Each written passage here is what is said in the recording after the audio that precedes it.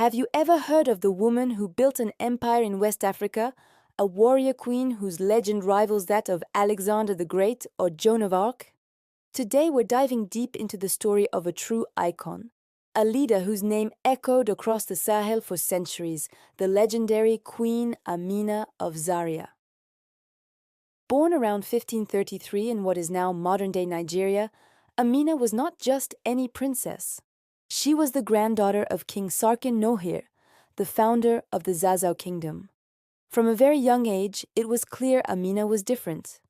While other girls of her status were learning courtly etiquette, Amina was on the training grounds, mastering the sword, the bow, and the art of horsemanship alongside the kingdom's fiercest soldiers. Her grandmother, Marka, the favorite wife of the king, saw the fire in her eyes and recognized her immense potential.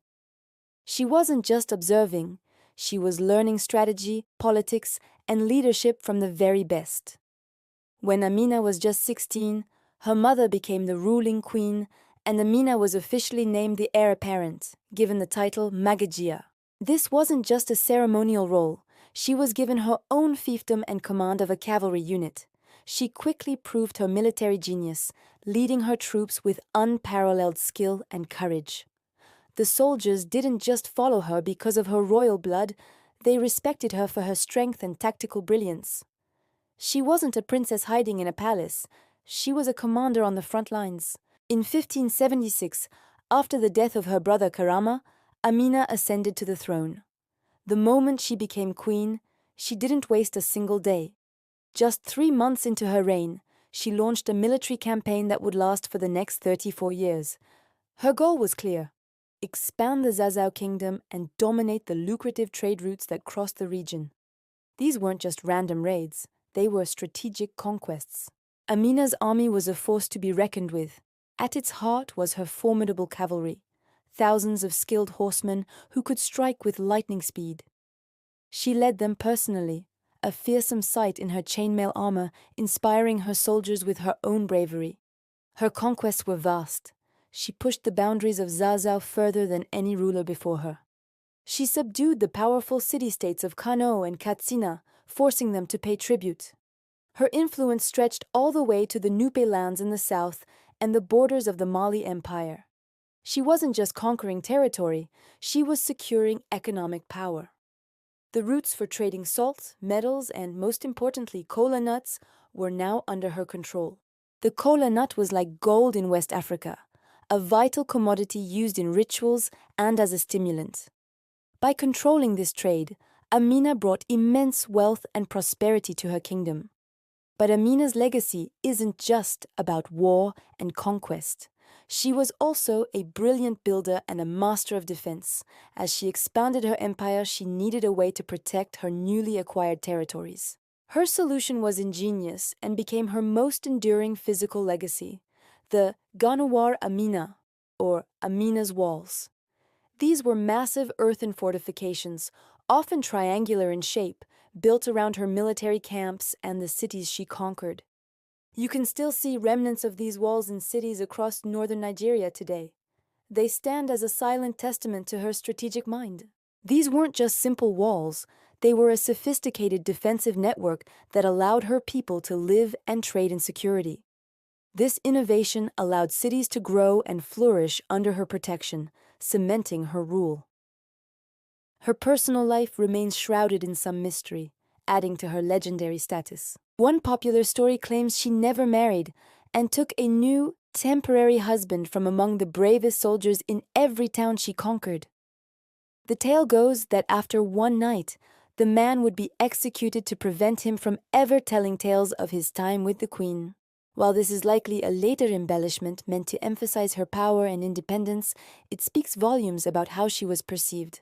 She was a woman who broke every convention of her time. She refused to be defined by marriage or motherhood, instead carving out her own path as an autonomous and absolute ruler. Amina's reign, which lasted 34 years, was an era of unprecedented power and prosperity for Zazzau. She transformed it from a regional kingdom into a dominant commercial and military empire. Her leadership style was a unique blend of military might and economic savvy. She understood that true power came not just from the sword, but from controlling the flow of wealth. She established a model of governance and defense that would be imitated for generations. So, how did her story end? Like many details of her life, her death is a subject of legend. One account says she died in battle at a place called Atagar, near modern-day Ida. It's a fitting end for a queen who lived her life on the battlefield, leading from the front until her very last breath. After her death, her memory didn't fade. It grew into a powerful legend. She became a symbol of female strength, leadership, and African ingenuity. Her story was passed down through oral traditions, celebrated in songs and poems by griots for centuries.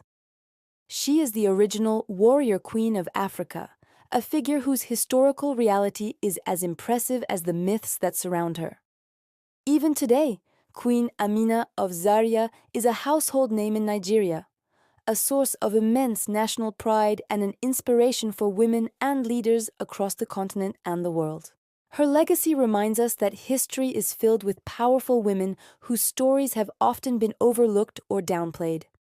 Amina wasn't just a character in a folktale. She was a real person who commanded armies, built cities, and forged an empire. She was a strategist, a warrior, and a ruler who shaped the destiny of a nation. Her story challenges our preconceptions and forces us to rethink what we know about power, gender, and history itself. She proved that a woman could not only lead, but could do so with a vision and ferocity that would make her name immortal. Thank you so much for joining me on this journey into the life of the incredible Queen Amina. If you found this story as fascinating as I do, please hit that like button, subscribe to the channel, and ring the bell so you don't miss our next exploration into history's most amazing figures. Let me know in the comments which historical hero you'd like to see covered next. Thanks for watching.